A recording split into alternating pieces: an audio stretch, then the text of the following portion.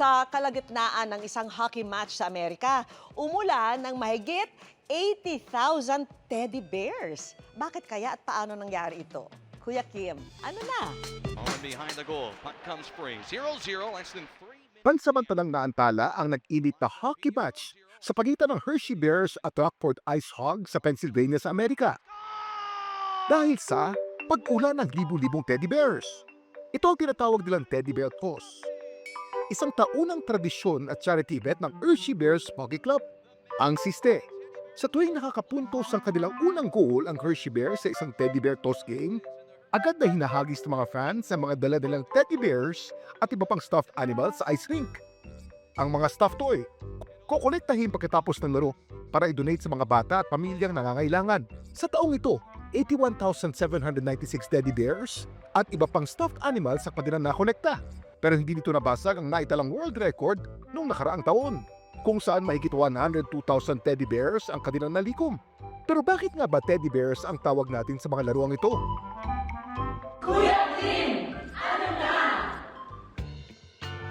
Ang mga original na teddy bear inimbento bilang pagkilala sa isang dating US President, si Theodore Roosevelt. Sa isang bear hunting trip kasi sa Mississippi noong 1902, si Roosevelt lamang ang hindi nakatugis ng oso. Kaya ang kanyang assistant, nagtali ng isang buhay na black bear sa puno para barilin ng presidente. Pero ang Pangulo, tumangging barilin ang walang kalaban-labang oso. Mabilis na kumalat ang balita at marami ang kumanga sa kinuha nito si Roosevelt hanggang nagka-ideya ang isang candy shop owner at asawa nito na gumawa ng isang stuffed bear bilang pagkilala kay Roosevelt. Tinawag nila itong Teddy's Bear. Laging tandaan, importante ang may alam. Ako po si Kuya Kim at sagot ko kayo 24 oras.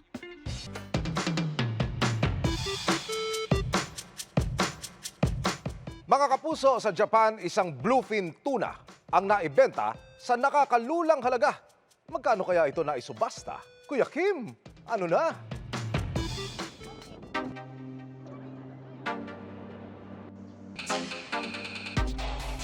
Sa auction na ito sa Tokyo, Japan, hindi alahas, artwork o kung anumang mamahaling bagay ang sinusubasta, kundi mga isda at iba pang seafood. Ito ang New Year's auction sa Toyosu Fish Market. Ang dambuhalang bluefin tuna na to na tumitimbang ng 243 kilos, nabenta sa halagang 510 million yen o mahigit 193 million pesos. Ang nagwaging bidder, isang sikat na Tokyo-based sushi chain. Ito na ngayon ang tinuturing na highest price ever paid sa naturang auction. Nabasag nila ang sarili nilang record na 333.6 million yen noong 2019. Sa ngayon, nasa head branch na ng restaurant ang dambuhalang bluefin tuna, kung saan ito hiniwa-hiwa bago pinadala sa iba't ibang branch nila sa buong Japan. Paglilinaw naman nila, milyon-milyon man ang halaga ng nabili nilang tuna. Hindi raw makaka-apekto ito sa presyo ng binibenta nilang mga authentic Japanese food, gaya ng sushi. At alam niyo ba ng sushi ng mga Hapon, meron palang Southeast Asian roots? Kuya Kim, ano na? Ang sushi, isang patok na Japanese dish na gawa sa raw o hilaw na isda. Ang bersyon ng sushi na kilala natin ngayon, tinatawag na nigiri sushi na unang inihain noong 1820s. Alam niyo ba nag-ugat ito sa isang paraan ng pagpreserba ng isda dito sa ating rehiyon? Ang nare sushi. Nagmula ito sa Mekong River na dumadaan sa 6 na bansa. Ang China, Myanmar, Thailand, Laos, Cambodia at Vietnam. Dinala ang nare sushi sa Japan noong 8th century. At dito nagsimula ang napakahaba at makulay na kasaysayan ng paborito natin ngayon, ang sushi, uishi. Laging tandaan, importante ang may alam. Ito po si Kuya Kim at sagot ko kayo 24 oras. Magandang gabi mga kapuso. Ako po ang inyong Kuya Kim na magbibigay sa inyo ng trivia sa likod ng mga trending na balita. Ang sementong sahig ng isang bahay sa Albay kinailangang wasakin. Sa ilalim kasi nito, may sumuksok na makamandag na kobra. Saan kaya hahantong ang pagtugis sa nagtagong ulupong? Sa dinami-dami ng mga naisagawang rescue operation ng snake rescuer mula sa Albay na si Mark John, isa raw to sa pinakamahirap. Ang sinusubukan daw kasi ng takpin na ahas na isa mamanding makamandag na Philippine Cobra. Sumuksok sa mga butas ng sahig ng isang bahay. Kayang pumatay sa loob ng 30 minutes lang. Para daw makuha ito, kinakailangan na raw nilang wasakin ang sahig ng bahay. Humingi po kami ng consent sa may-ari kasi yung lungga po ng cobra is nakasiksik po dun mismo sa ilalim po ng kanilang bahay. So pumayag naman po sila Dahan-dahan daw nila tinibag ang sahig hanggang sa Ano? Uy, may favorite pag-iwaga. Sarigon. Laki. Ako bro? Isus yan ang cobra. nasilayan na nila ang nagtatagong kobra. Yung Philippine Cobra po is kasing laki na rin po ng braso ng bata. Para mapalabas ito, sinubukan itong sungkitin ni Mark John. So gumagamit po kami ng mga snake tongs, snake clips, tsaka snake hook. Importante rin po yung pagbuboots natin para in case po matuklaw tayo ay sa boots po muna tatama yung kanilang kagat. Ang ahas tinangkapang tumakas hanggang sa tuluyan na itong nahuli ni Mark John. Ang kobra, dinala nila sa gilid ng kalsada at doon sinuri. Kapag po kasi may sugat yung cobra or matamlay, dinadala po namin ito sa rescue center para mabigyan po ng lunas ng ating mga veterinarian. Minsan naman po ay tina-turn over po natin ito sa DENR para mas alam po nila kung saan po i-release. At dahil fit o nasa maayos na kondisyon naman daw ang kobra, nilagay na muna ito ni Mark John sa sako bago ito ni-release o binalik sa natural nitong tahanan. Agad po natin itong dinala sa kanilang natural habitat para po maibalik dun po sa kanilang tahanan. Paalala naman ng mga eksperto, huwag daw magtataka kung mapapadalas ang paglabas ng mga kobra. Breeding season daw kasi naman ito ngayon. Usually, breeding season nila nagsa-start from January to April kasi mas stable ang condition para mag-mate sila, hindi pa bago-bago yung weather. Expect natin na marami talagang maghahanap ng makakain at maghahanap din ng mga partners nila since yung mga females nagkakalat din yan ng pheromones sa paligid. And hindi lang isang male yung na-attract, pwedeng maraming males ang sumunod. Kaya nagkakaroon tayo ng increased na sightings. Kaya minsan bumababa sila sa bundok, nakikita natin sila sa mga daan, minsan malapit sa ating mga bahay. Pero kung sakaling may makainkwentro tayong makamandag na kobra sa ating lugar, ano ba ang dapat gawin?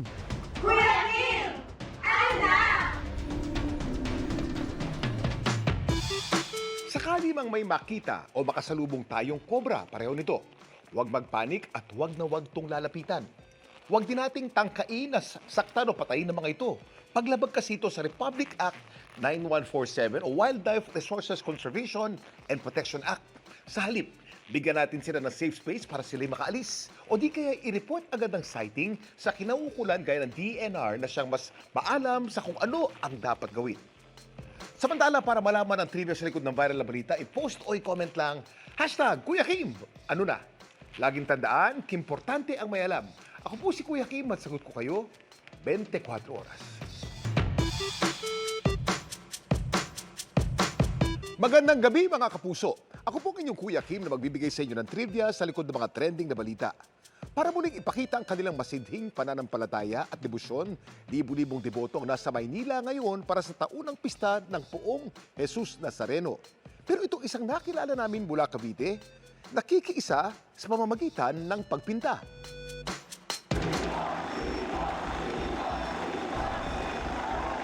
Sa araw na to, muling napuno ang mga kalsada ng Maynila ng libu-libong mga deboto para ipagdiwang ang kapistahan ng Jesus Nazareno. Isa sa mga deboto ang pamilya ni Nathaniel mula General Trias, Cavite. Bata pa lamang po ako ay dinadala na ako ng aking mga magulang sa Quiapo Church at doon po nasaksihan ko yung taunang traslasyon. Habang lumalaki po ako, at ngayon po ay isang ganap po akong santero o kamarero na nangangalaga ng mga poon. Mas lalo pong napalapit yung debosyon ko sa Poong Nazareno. Pero iba raw ang paraan ng pagpapakita niya ng pananampalataya sa poon. Hindi man daw siya nakasali sa prosesyon. Dinadaan niya ito sa pagpipinta ng mga imahe ng traslasyon. Naisipan ko pong ipinta yung sinang traslasyon panahon ng pandemic noong nakansela yung taunang traslasyon. In my own little way, maraming natuwa at maraming nabuhayan ng loob na kahit man lang sa pintang larawan nakita nila yung scene ng traslasyon. Nitong nakaraang taon naman, gumawa si Nathaniel ng mas malaking obra na pinamagatan niyang Agos ng Pananampalataya. Kaya ko siya pinala ng Agos ng Pananampalataya dahil gusto ko ipakita yung dagat ng tao at libo-libong, actually milyon-milyong taong dumarag sa tuwing traslasyon. Nakasuot po sila ng maroon at dilaw, sumisimbolo sa kulay ng Nazareno. Isang way po ito ng pagpapakita ko ng aking devotion, then at the same time, naniniwala ako na through time, ang art po ay lagi po nating masasaksihan. So it will always remind us of the events na tulad ng ganito. There is such thing as vibration. Hindi tayo puro material. Meron tayong vibration sa katawan na nakukuha mo ang communication mo. Lalo't higit, meron kang medium. May ibang dating eh. Lalo kung ikaw ay nananampalataya. Kaya ito, kung tatanungin natin ano ba simulain, pananampalataya. Pananampalataya at pagbibigay ng pag-asa sa lahat ng pagdurusa sa buhay. Yan ang simulain yan. Hanggang sa ngayon tutuloy. Pero alam niyo ba kung kailan at paano nagsimula ang debosyon ng napakaraming Pilipino sa poong Jesus Nazareno?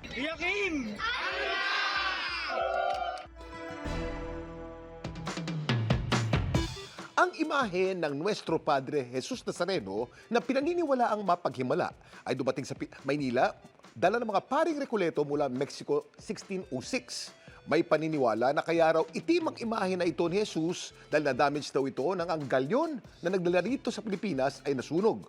Pero ayon sa isang eksperto, naging itim ang imahen dahil gawa raw ito sa isang dark colored na kahoy na kung tawagin ay meskite.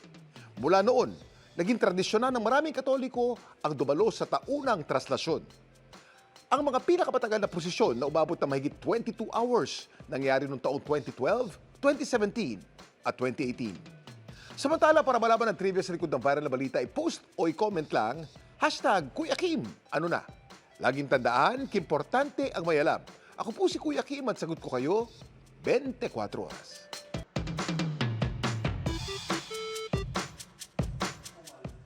Pumaldo ang isang uwak sa President Rojas Capiz. Ang jackpot niyang nakuha, hindi prey, kundi pera.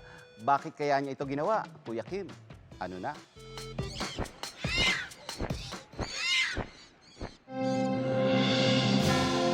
May kasabihan, the early bird catches the worm.